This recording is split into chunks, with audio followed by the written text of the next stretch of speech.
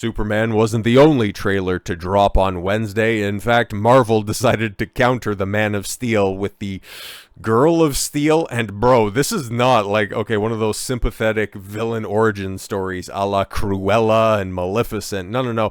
This is for the better, blacker, and younger Tony Stark. This is for Ironheart, and you would be forgiven. Like, this isn't like, I got the Marvel Studios account right up here. Okay, they got it pulled up. Okay, now Marvel Television's all-new series Ironheart launches with a 3-episode premiere June 24th at 6 p.m. only on Disney Plus. And you know what's even more hilarious about this, other than the fact that bro, it looks like a villain poster, but I digress. 3-episode premiere. There's 6 episodes in the entire season. Okay, like a lot of people have said this, okay, and this is a product that has been on the shelf. It has been shot and finished for the better part of 2.5 years. Production wrapped up at the beginning of 2022. Okay, so there's a lot of people, and especially with the release schedule that it has, a lot of people have said that, Marvel has just wanted to get it out there, okay? They just want to get it done and dusted. This is a holdover from the old days, but I mean, they still made it at the end of the day. They're still putting it out there. They're still marketing it. They're still throwing Ryan Coogler's name over the top of it because, hey guys, he's popular over at another studio. Okay, remember the marketing for Guardians of the Galaxy Volume 3. Hey, we got that guy who did a good Guardians of the Galaxy knockoff, and now he's going to be running the other studio. Oh yeah, he's coming back to finish his story. It's really the same thing with Ryan Coogler, except he's going to be working on Black Panther 3, I guess, because it's so funny how you have this black director doing all of these black stories, but if you had a white director doing a bunch of white stories, you'd call him racist. But everybody loves Sinners, right? It's such a great and very original, inspiring work done, dusk till dawn notwithstanding. And everybody remembers how great Black Panther and Wakanda Forever was, right? Everybody remembers those films and how amazing they were. Disney solved racism, guys. Well, he's an EP on this project, and he says this is amazing because he remembers comic books, and when Riri Williams was introduced in 2016 with one of the most abominable covers I've ever seen in my entire life. If you haven't seen Ironheart issue 1, she has the neck of a giraffe and the legs of a gazelle, and the scraps that she put together for a science project, which was inspired by her teacher saying you can be anything that you want. This is legitimately her story, and is really driven home with this trailer. But one of her teachers told her, okay, you can be anything that you want, but not being satisfied with that generic answer, she said, well, who can't I be? What can't I be? Go ahead and tell me something I can't be. And the teacher was befuddled by this and looked over and said, well, I guess you can't be Tony Stark. And she's like, oh yeah, you want to say that? Well, guess what? I'm gonna go ahead. I'm gonna be Tony Stark, and you know what? I'm gonna do it better than him. He had to build his Ironman suit with a box of scraps in a cave. But I can do it. I can do it better than him because I can go out there and I can dumpster dive. And out of sheer tenacity and spite, I'll be able to craft a perfect suit now that it fits a woman and it has cornrows on its helmet, but at least with the new one, okay? Don't really see too many cornrows, and, well, I could play this trailer, but it's so insufferable, man. Like, I've seen a bunch of people react to this, and I won't put you guys through it because it's just, well, it's got the traditional hippity-hop music underneath because, you know, them people, they like the hippity-hop, of course, but, hey, look at practical suit, isn't that great? And you're not the first genius at MIT because eventually, yeah, Peter Parker, Spider-Man, he eventually goes to MIT, right? But Riri Williams, she did it first, guys. But this is the talking point for all of the shills because this is what Disney has been leading the charge with. Riri Williams, Ironheart, wants to do something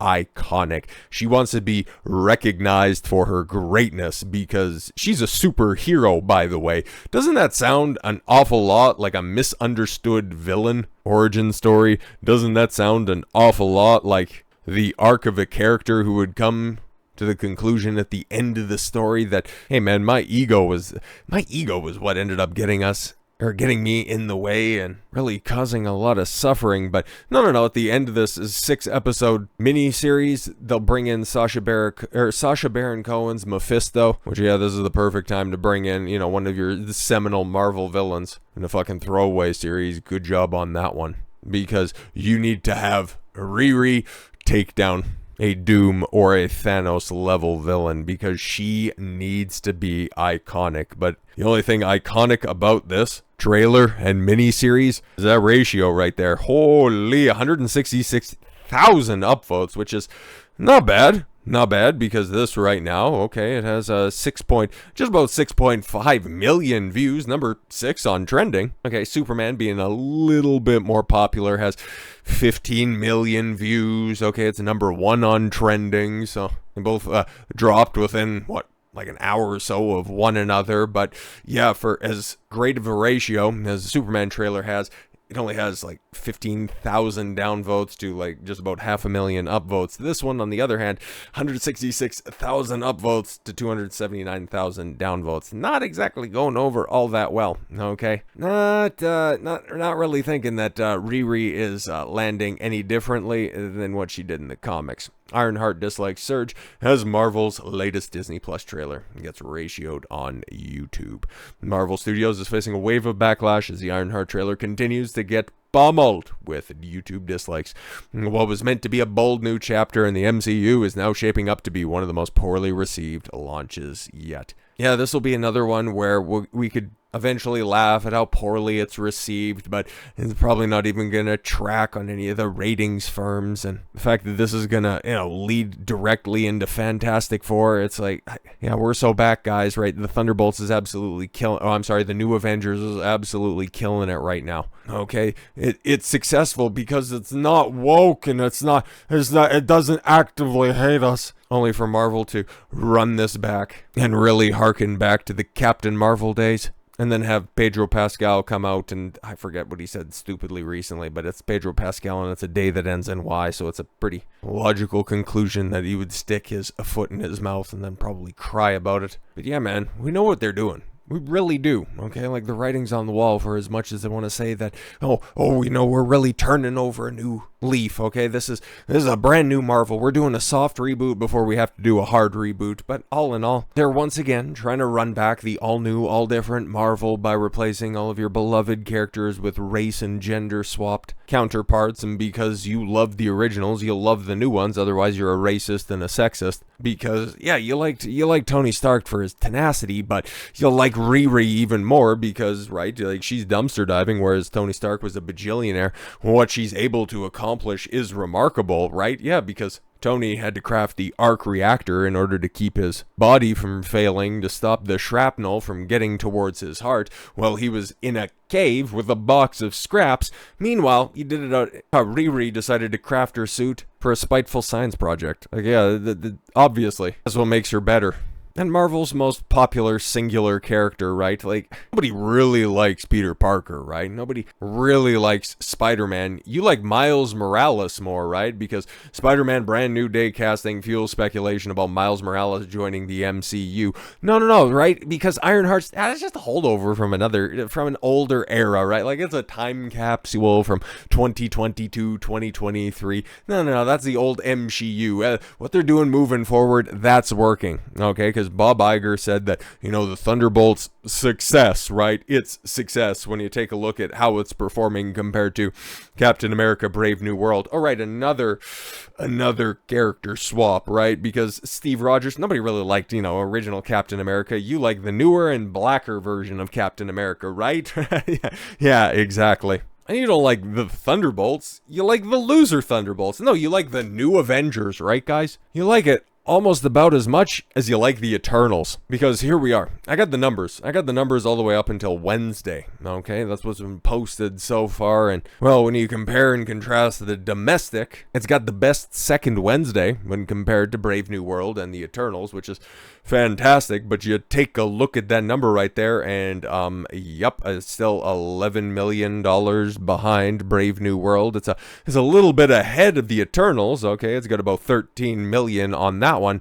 But you also take a look at the international number, which is also very interesting because the Eternals, very famously, was one of the first MCU movies alongside Shang-Chi for very similar reasons, did not have a Chinese release. And as you can see, it ended up having quite a bit more appeal overseas as opposed to the more recent projects, it's almost like, for as much as the people in the West right now are just simply burnt out by the Marvel formula for storytelling, everyone else is even more tired than that. But yeah, the new Avengers and the Thunderbolts, guys, it's just, hey man, it's a raucous success. We're so back. Not like 17 years of Marvel. 2008 was when Iron Man came out. It's not like people are just captured by the only cinematic franchise that they've ever known and just really want it to succeed, and they're just afraid to try literally anything else. It's just become so much a part of their identity that they need a Marvel movie to succeed. But yeah, in a couple weeks' time, when we can all look back on the Thunderbolts and went, yeah, that one ended up flopping, because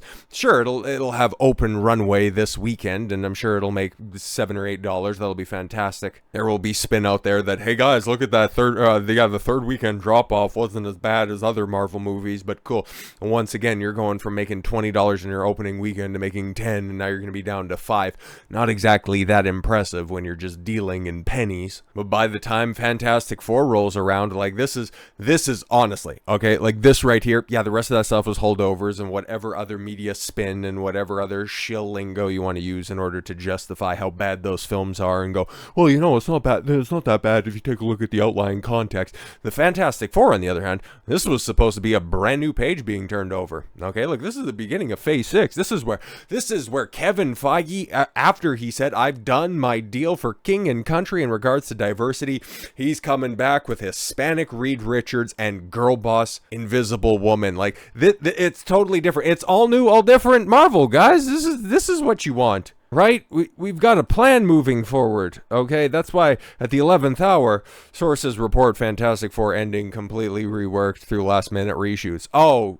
shit, it's the exact same stuff over and over again. Marvel is never going to change, okay? Because, yeah, even if Fantastic Four ends up concluding the 3-film bomb run for 2025, even if it is them bowling a turkey, okay? All 3 strikes at the theater. They know that they got an easy victory with that key-jangling bonanza this time next year in the form of Avengers Doomsday. What's shit gonna look like after that? You might be able to sail on the brand name recognition of Spider-Man. But cool, if you're gonna be backdooring in Miles Morales to try to push out Peter Parker, fantastic. You just ended up spending your last bit of goodwill over with Spider-Man. And then running it back with Secret Wars, cool. Even more cameos, even more keys to jangle. Fantastic stuff. When are we going to start to see legitimate diminishing returns? And when are we going to finally see proper course correction? Yeah, we're probably still a few years out on that one. But hey, at least the movies don't hate us, right, guys? Fucking stop already. So with all that said, thank you all very much for the gift of your time. I'm at Don Consuelo. I want you to follow your gut and get after it. Take care, everyone.